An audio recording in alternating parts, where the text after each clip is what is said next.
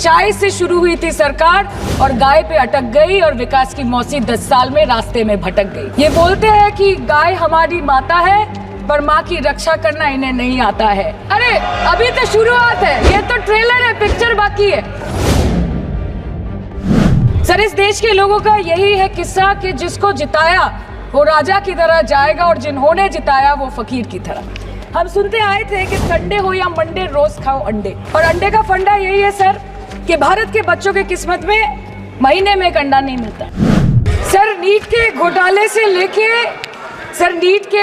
से लेके जीएसटी के बोझ तक, एयरपोर्ट की छत टूट जाने से लेके रेल पटरी से छूट जाने तक, तृणमूल कांग्रेस के सदस्य, हर सांसद देश के हर गंभीर मुद्दे पर चर्चा करेंगे। बस यही आपको बोलना था। इसका जवाब अगर आप देश के किसान से पूछेंगे तो वो आपको यही बात बोलेंगे कि चाय से शुरू हुई थी सरकार और गाय पे अटक गई और विकास की मौसी 10 साल में रास्ते में भटक गई। सर, किसान खुद क्या खाएंगे? अपने परिवार के लोगों का खिलाएंगे? अपनी गाय भैंस भेड़ बकरी को क्या खिलाएंगे? सर, ऐसे ही वारदात होते हैं जहां गरीबी से जूझता हुआ एक किसान उसको अपनी गाय भेड़ बकरी को बेचने में मजबूर करते हैं और अंत में जाके वो अपनी खुद की जान ले लेते हैं। सर, पिछले 10 सालों में 1,12,000 किसानों ने इस देश में आत्महत्या की। एनसीआरबी की एक रिपोर्ट के अनुसार 10 साल में हर दिन इस देश में एवरेज में 30 किसान हर दिन अपनी जान ले लेते हैं। सर, इस देश के लोगों का यही है किस्सा कि जिसको जिताया वो राजा की तरह जाएगा और जिन्होंने जिताया वो फकीर की तरह। सर, ये बहुत गौरक्षा की भी बातें करते हैं। देश के लोगों को ये पता होना चाहिए that there is a fodder crisis in India and the union minister has himself stated in a written reply in Rajya Sabha that yes, the country is deficit in fodder.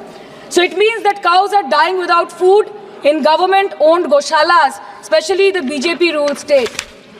तो सर, पहले खाना ही नहीं मिला, fodder crisis, फिर मिल भी जाए तो इतना महंगा कि किसान खरीद ही नहीं पा रहा है, फॉडर इन्फ्लेशन, और सर खाना मिल भी जाए तो पशुओं की बीमारी।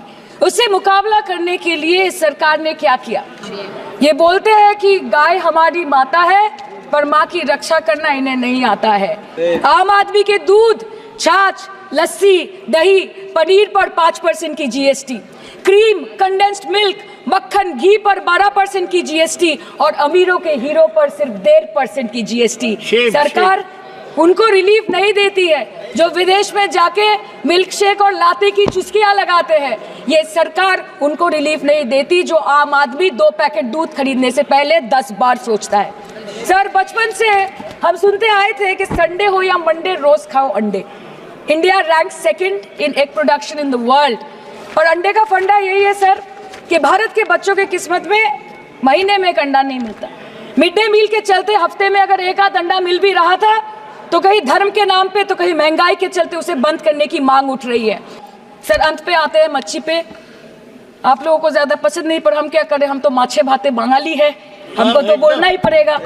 इस बीजेपी सरकार ने पिछले 10 सालों में इस देश के लिए क्या किया, उससे बड़ी तालिका बनेगी कि 10 साल में क्या क्या कर सकते थे पर किया नहीं। 2014 में जो किसान मोदी है तो मुमकिन है सोच के और अच्छे दिन के ख्वाब देख के बीजेपी को वोट दे रहा था, आज 10 साल बाद वो बोलता है कि मोदी है तो नामुमकिन है। शायद अभी वो किसान है भी नहीं। तो इसीलिए मैं बोलना चाहती हूँ कि समय बड़ा महत्वपूर्ण होता है अध्यक्ष महोदय, और बड़ा बलवान। बंगाली में हम एक बात बोलते हैं कि समय गेले साधन होबे ना। इसका मतलब यही है कि अगर समय चला गया तो साधना नहीं होगी, अगर भक्त रूठ गए तो आराधना नहीं होगी।